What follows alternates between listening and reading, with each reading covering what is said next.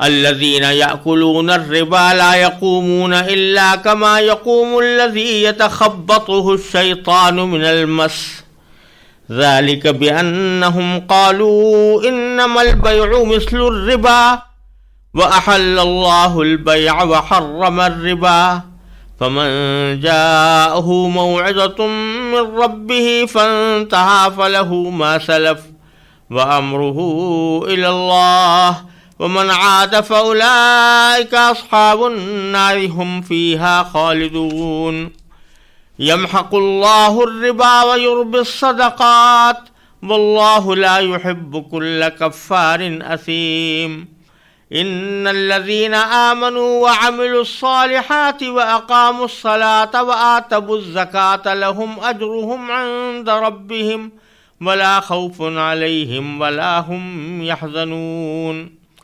يا أيها الذين آمنوا اتقوا الله وذروا ما بقي من الربا إن كنتم مؤمنين فإن لم تفعلوا فأذنوا بحرب من الله ورسوله وإن تبتم فلكم رؤوس أموالكم لا تظلمون ولا تظلمون وإن كان ذو عسرة فنظرة إلى ميسرة وإن كان ذو عسرة فنظرة إلى ميسرة وأن تصدقوا خير لكم إن كنتم تعلمون واتقوا يوما ترجعون فيه إلى الله ثم توفى كل نفس ما كسبت وهم لا يظلمون۔ جو لوگ سود کھاتے ہیں وہ قیامت میں اٹھیں گے تو اس شخص کی طرح اٹھیں گے جسے شیطان نے چھو کر پاگل بنا دیا ہو۔ یہ اس لیے ہوگا کہ انہوں نے کہا تھا کہ بیع بھی تو سود ہی کی طرح ہوتی ہے، حالانکہ اللہ نے بیع کو حلال کیا ہے اور سود کو حرام قرار دیا ہے۔ لہذا جس شخص کے پاس اس کے پروردگار کی طرف سے نصیحت آ گئی اور وہ بات آ گیا تو ماضی میں جو کچھ ہوا وہ اسی کا ہے، اور اس کی باطنی کیفیت کا معاملہ اللہ کے حوالے ہے۔ اور جس شخص نے لوٹ کر پھر وہی کام کیا تو ایسے لوگ دوزخی ہیں، وہ ہمیشہ اسی میں رہیں گے۔ اللہ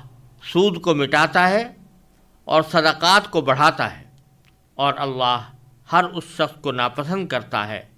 جو ناشکرا گنہگار ہو۔ ہاں، وہ لوگ جو ایمان لائیں، نیک عمل کریں، نماز قائم کریں اور زکوٰۃ ادا کریں، وہ اپنے رب کے پاس اپنے اجر کے مستحق ہوں گے، نہ انہیں کوئی خوف لاحق ہوگا، نہ کوئی غم پہنچے گا۔ اے ایمان والو، اللہ سے ڈرو، اور اگر تم واقعی مومن ہو تو سود کا جو حصہ بھی کسی کے ذمے باقی رہ گیا ہو اسے چھوڑ دو۔ پھر بھی اگر تم ایسا نہ کرو گے تو اللہ اور اس کے رسول کی طرف سے اعلان جنگ سن لو، اور اگر تم سود سے توبہ کرو تو تمہارا اصل سرمایہ تمہارا حق ہے۔ نہ تم کسی پر ظلم کرو، نہ تم پر ظلم کیا جائے، اور اگر کوئی تنگ دست ہو تو اس کا ہاتھ کھلنے تک مہلت دینی ہے، اور صدقہ ہی کر دو تو یہ تمہارے حق میں کہیں زیادہ بہتر ہے، بشرطے کہ تم کو سمجھ ہو۔ اور ڈرو اس دن سے جب تم سب اللہ کے پاس لوٹ کر جاؤ گے، پھر ہر شخص کو جو کچھ اس نے کمایا ہے پورا پورا دیا جائے گا، اور ان پر کوئی ظلم نہیں ہوگا۔ ان آیات کریمہ میں اللہ تبارک و تعالیٰ نے سود کی حرمت اور اس کے خرابیوں کا بیان فرمایا ہے۔ اس سے پہلے ایک طویل سلسلہ اللہ تعالیٰ کے راستے میں مال خرچ کرنے اور صدقہ کرنے کی فضیلت اور ان کے احکام سے متعلق تھا۔ اب یہ اس کی بالکل ضد کا ذکر ہے، کیونکہ صدقے میں اور اللہ تعالیٰ کے راستے میں مال خرچ کرنے میں انسان اپنے پاس سے کسی معاوضے کے بغیر پیسے کسی کو دیتا ہے، جو انسان کی فیاضی اور سخاوت کا ایک مظہر ہوتا ہے۔ اور سود میں وہ بغیر کسی معاوضے کے پیسے وصول کرتا ہے، اور وہ اس کے بخل اور کنجوسی کا مظہر ہوتا ہے۔ تو اللہ تبارک و تعالیٰ نے جہاں صدقات کا تفصیل سے ذکر فرمایا تو اس کے بعد پھر اس کی ضد یعنی سود خوری کا خاص طور پر ذکر کیا، اور اللہ تبارک و تعالیٰ نے سب سے پہلے وہ انجام بتایا جو سود خوار کا دنیا و آخرت میں ہوتا ہے۔ تو اللہ تبارک و تعالیٰ نے فرمایا کہ وہ لوگ جو سود کھاتے ہیں وہ قیامت میں کس طرح اٹھیں گے۔ چنانچہ فرمایا کہ الذین یأکلون الربا، وہ لوگ جو کہ سود کھاتے ہیں، لا یقومون الا کما یقوم الذی یتخبطہ الشیطان من المس، تو وہ اٹھیں گے تو اس شخص کی طرح اٹھیں گے جسے شیطان نے چھو کر پاگل بنا دیا۔ یہ انجام جو اللہ تعالیٰ نے بتایا سود خور کا کہ وہ آخرت میں جب اٹھے گا تو اس طرح اٹھے گا جیسے کہ کسی کے اوپر کوئی شیطان یا جن مسلط ہو گیا ہو اور اس کی وجہ سے وہ اپنے ہوش و آواز کھو بیٹھا ہو اور چیختا چلاتا پھرتا ہو۔ یہ خاص طور پر اللہ تعالیٰ نے یہ مثال دی ہے کہ سود خور کو اس طرح اٹھایا جائے گا۔ یہ در حقیقت اس خاص انجام کی وجہ بظاہر یہ معلوم ہوتی ہے کہ دنیا میں جب سود خور لوگوں سے سود لے لے کر اپنی آمدنی میں اضافہ کرتا تھا تو اس میں اس کو غریب لوگوں کی غربت کی کوئی پرواہ نہیں ہوتی تھی، اور اس کے سامنے اگر لوگ فقر و فاقے کا بھی شکار ہوں تو اس کو ان سے کوئی ہمدردی ہونے کے بجائے وہ اپنے سود کے مطالبے کے اوپر ڈٹا رہتا تھا۔ تو گویا اس نے اپنی دولت کو جمع کرنے کی ہوس میں اپنے ہوش کھوئے ہوئے تھے۔ تو جس طرح وہاں دنیا میں اس نے دولت جمع کرنے کی خاطر اپنے ہوش و حواس کھوئے ہوئے تھے، تو اللہ تبارک و تعالیٰ اس کو آخرت میں بھی اسی حالت میں اٹھائیں گے کہ وہ ہوش و حواس گم کردہ ہوگا۔ پھر ایک تو پاگل ہوتا ہے جو کسی طبی وجہ سے اس کا دماغ درست نہ رہا ہو یا کسی بیماری کی وجہ سے بے ہوش ہو گیا ہو، لیکن یہاں اللہ تعالیٰ فرما رہے ہیں کہ نہیں، اس طرح کا بیمار بنا کر اس کو نہیں اٹھایا جائے گا، بلکہ ایسے شخص کی طرح اٹھایا جائے گا جس کو شیطان نے چھو کر پاگل بنا دیا ہو۔ شیطان سے مراد سرکش جنات ہیں کہ سرکش جنات وہ جب کسی کو چھوتے ہیں بعض اوقات تکلیف پہنچانے کے لیے تو اس شخص کی کیفیت بھی پاگل جیسی ہو جاتی ہے، اور اس میں ایک اضافی تکلیف یہ ہوتی ہے کہ جو آدمی مجنون ہے، بالکل طبی طور پر پاگل ہے، اس کے دماغ کی صلاحیتیں ختم ہیں، تو وہ بیچارہ دوسروں کے لیے تکلیف کا سبب بنتا ہے اور لوگوں کو تکلیف پہنچاتا ہے اپنے جنون کی وجہ سے، لیکن خود اس کو کسی تکلیف کا احساس نہیں ہوتا۔ وہ خود اب کوئی یہ احساس نہیں رکھتا کہ میں کوئی بیمار ہوں، نہ بیماری کی تکلیف کا اس کو احساس ہوتا ہے۔ اس کے برخلاف وہ شخص جس کے اوپر کسی جن یا شیطان کا حملہ ہو گیا ہو تو وہ اپنے ہوش و حواس بھی کھو بیٹھتا ہے، ساتھ ساتھ اس بات کی تکلیف بھی محسوس کرتا ہے کہ وہ اپنے معمول کی زندگی میں نہیں ہے۔ تو اللہ بچائے، وہاں پر سود خوروں کو آخرت میں اٹھانے کے لیے اللہ تعالیٰ نے جو مثال دی ہے کہ وہ ایسی ہوگی جیسے کہ کسی کو جن نے چھو کر اور اس کو پاگل بنا دیا ہو۔ پھر اللہ تعالیٰ فرماتے ہیں کہ یہ جو ہم ان کا یہ انجام کریں گے تو اس کی کیا وجہ ہوگی؟ فرمایا ذالک بانہم قالوا انما البیع مثل الربا، یعنی ان کا جرم صرف اتنا نہیں تھا کہ وہ سود کھاتے تھے اور سود کھانے کو اپنے لیے جائز سمجھتے تھے، بلکہ ان کے گناہ کی کیفیت تھی کہ وہ اس گناہ کو گناہ سمجھنے ہی سے انکار کرتے تھے، اور جب ان کو اللہ تعالیٰ کے اس حکم کی اطلاع دی جاتی تھی کہ اللہ تعالیٰ نے سود منع کیا ہے تو اس کے جواب میں وہ کوئی شرمندگی کا اظہار کرنے کے بجائے یا اپنے کسی گناہ کا اعتراف کرنے کے بجائے وہ سینہ زوری سے یہ کہتے تھے کہ سود تو کوئی بری بات نہیں ہے، بلکہ ساتھ میں یہ کہتے تھے کہ سود بھی تو ایک ایسی شکل ہے تجارت کی جیسے کہ بیع ہوتی ہے، لہذا اگر بیع جائز ہے تو سود بھی جائز ہونا چاہیے۔ تو یہ مطالبہ وہ کرتے تھے کہ سود کو حلال کرنا چاہیے، بلکہ بات تو اصل میں کہنا یہ تھی کہ سود بھی تو بیع کی طرح ہے کہ سود جو ہے وہ اس میں ہم پیسے دے کر نفع حاصل کرتے ہیں اور بیع کے اندر کوئی سامان دے کر نفع حاصل کیا جاتا ہے۔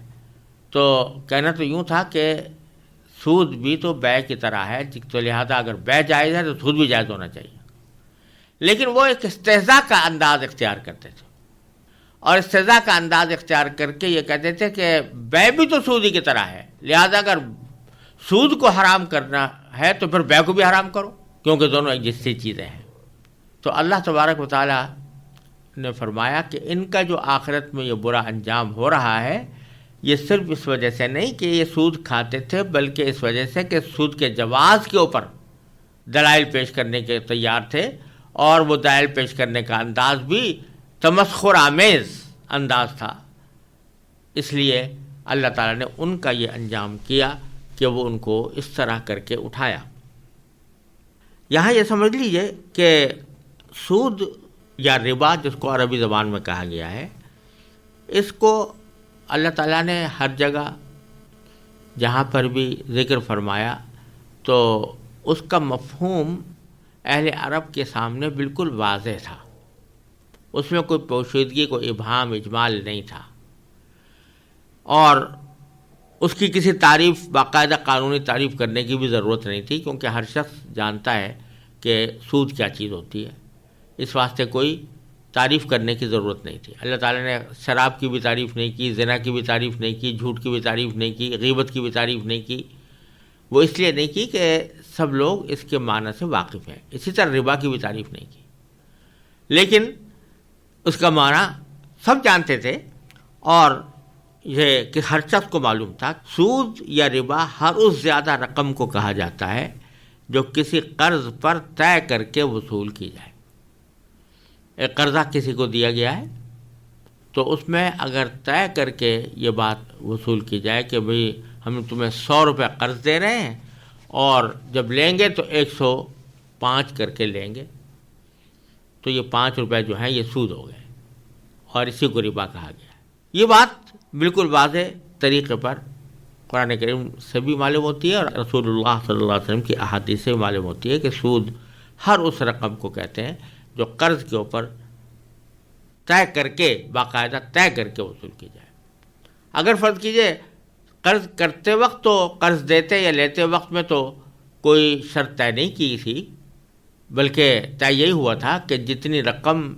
دی جا رہی ہے اتنی ہی واپس بھی کی جائے گی، لیکن جب ادائیگی کا وقت آیا تو جو مقروض شخص تھا اس نے قرضے کی اصل رقم سے کچھ زیادہ دے دیا اپنی خوشی سے، کوئی مطالبہ قرض خواہ کی طرف سے بھی نہیں تھا اور نہ کوئی باقاعدہ شرط طے ہوئی تھی، لیکن اس نے اپنی طرف سے خوشی سے کچھ زیادہ دے دیا۔ تو نہ صرف یہ کہ یہ سود نہیں ہے اور حرام نہیں ہے، لینے والے کے لیے لینا بھی جائز ہے اس کا، بلکہ مقروض کے لیے اس کو فضیلت کا سبب قرار دیا گیا ہے، اور اس کو حسن قضا کہتے ہیں، یعنی اچھی طریقے سے قرضی کی ادائیگی۔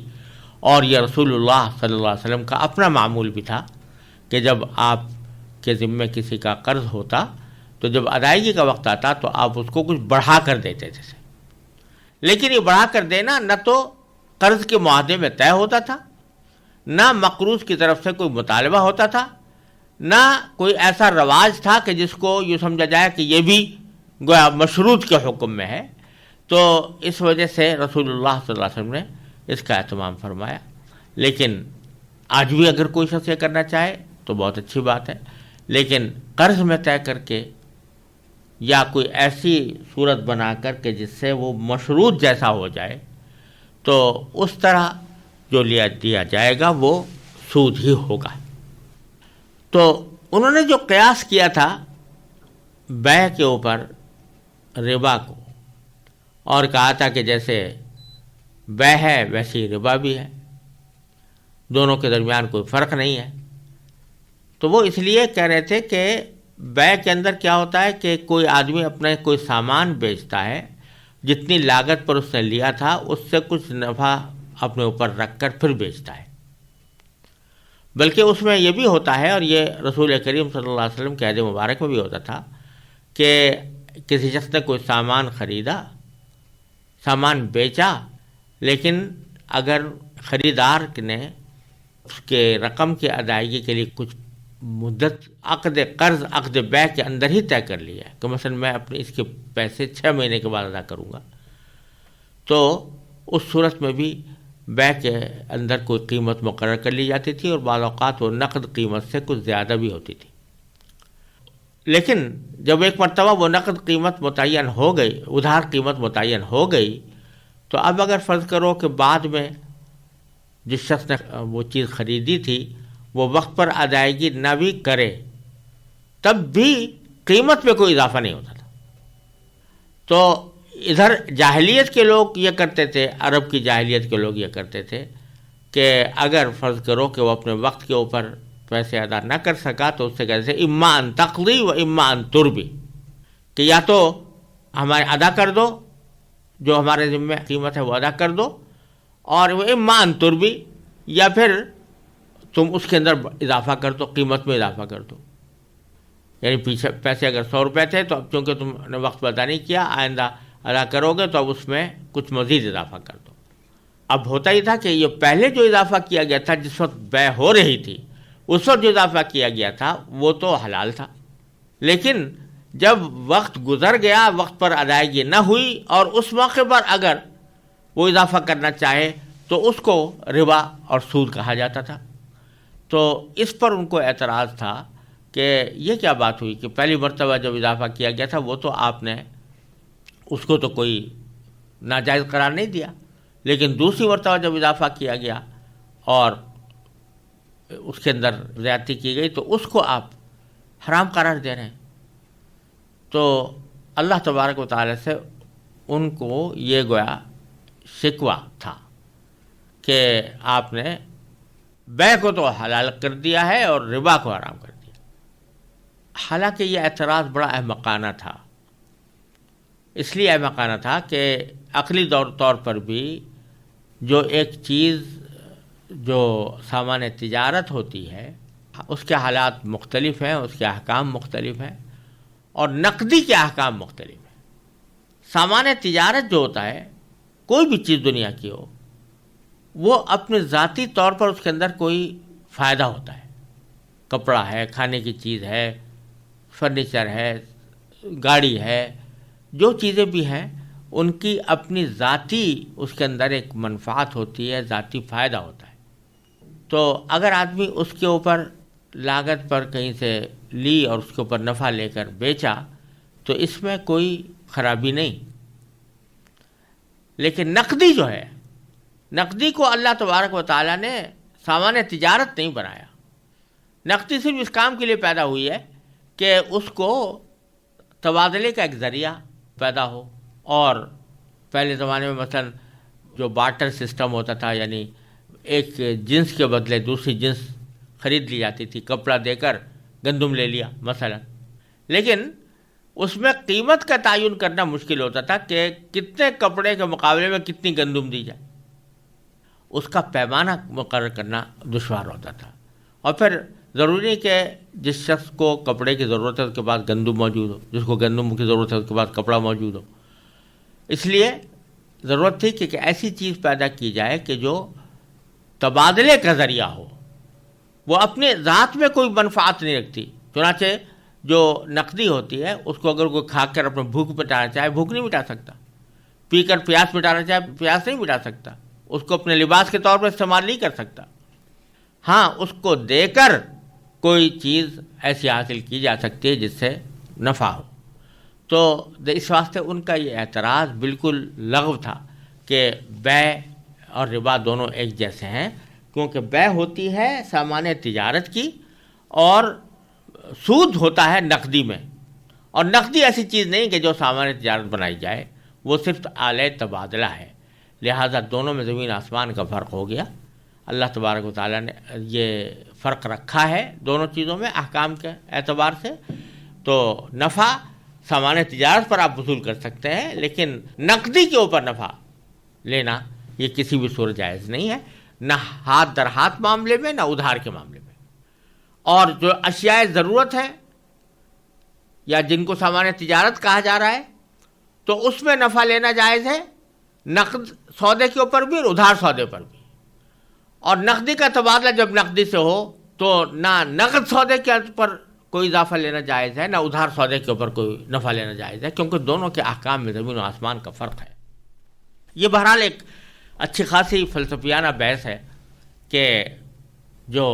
سامان تجارت اور نقدی کے درمیان کیا فرق ہے اور دونوں کے احکام میں کیوں فرق ہونا چاہیے۔ میں نے اپنی متعدد تحریروں میں اس کو واضح کرنے کی کوشش کی ہے۔ جو حضرات اس بارے میں مزید تفصیل جاننا چاہیں تو میری کتاب جو سود پر تاریخی فیصلہ کے نام سے اردو میں شائع ہوئی ہے، اور انگریزی میں وہ اصل میں سپریم کورٹ آف پاکستان میں جو فیصلہ میں نے سود کے بارے میں لکھا تھا، اس کے اندر بھی اس پہلو کے اوپر بہت تفصیل کے ساتھ بحث ہے۔ اور موجودہ معاشی بحران کے دوران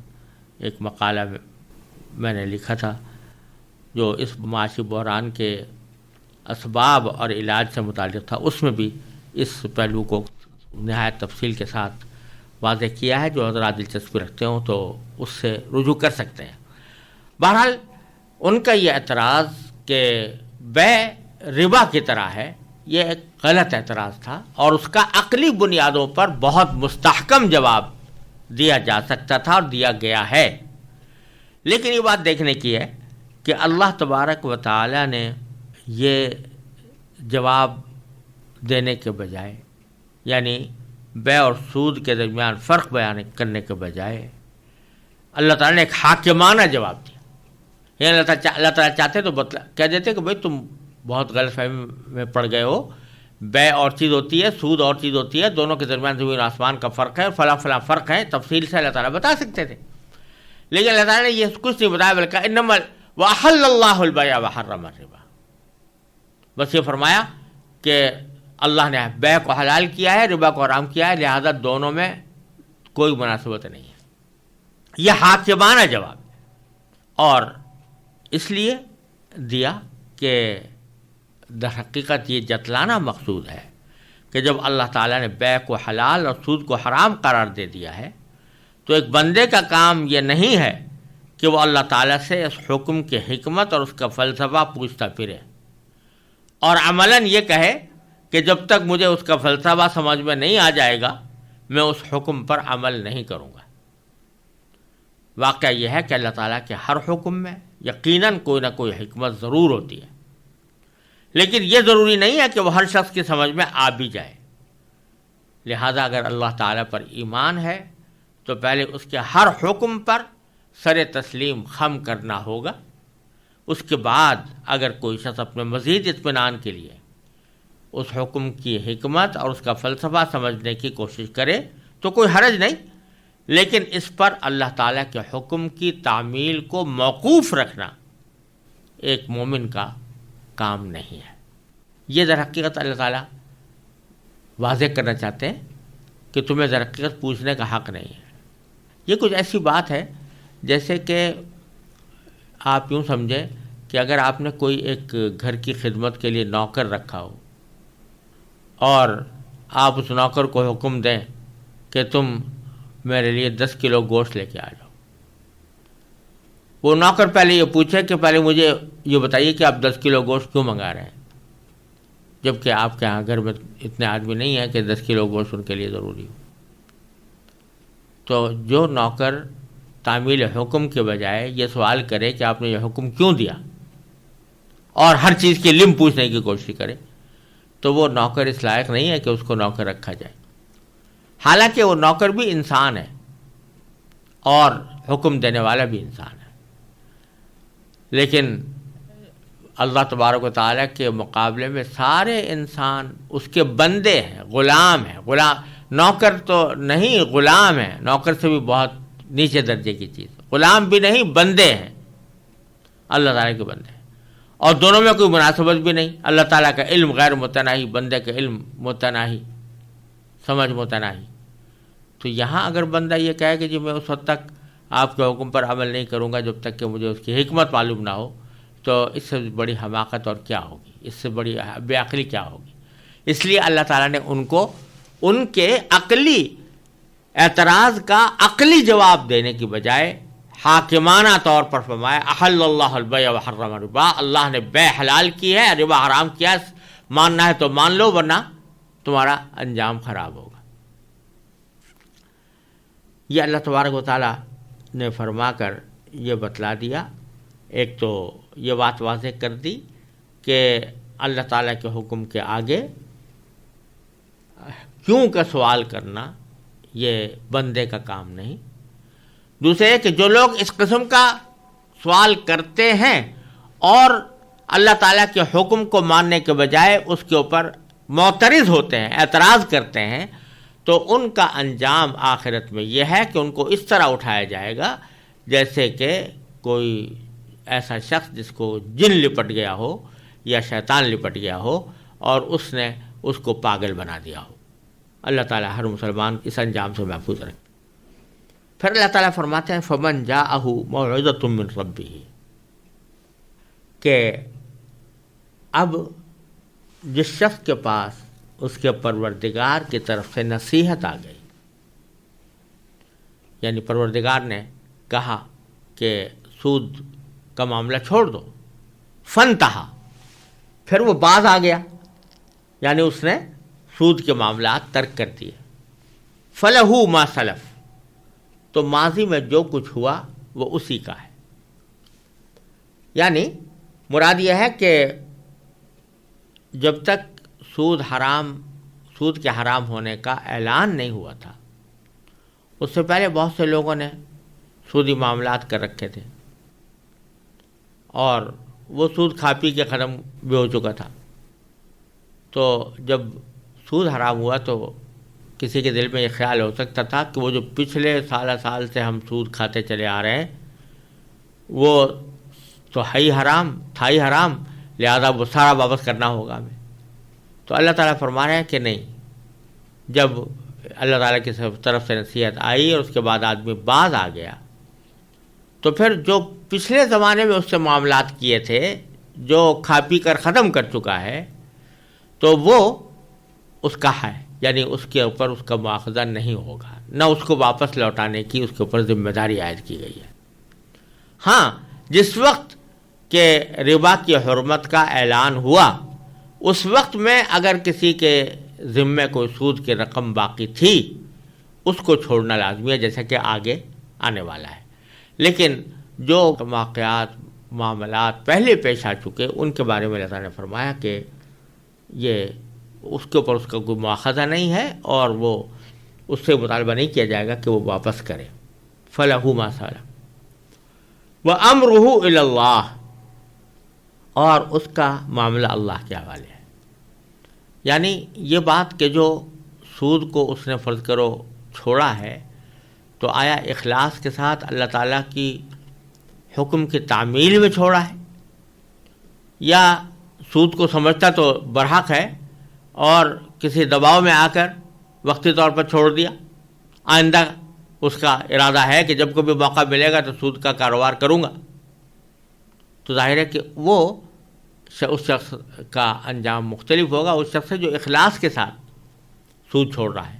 تو اس لیے اللہ تعالیٰ فرماتے ہیں کہ ظاہری دنیا کے اندر تو آدمی کے جو ظاہری اعمال ہوتے ہیں انہی کے مطابق فیصلہ کیا جاتا ہے، انہی کے مطابق عمل کیا جاتا ہے، انہی کے مطابق اس سے سلوک کیا جاتا ہے. لیکن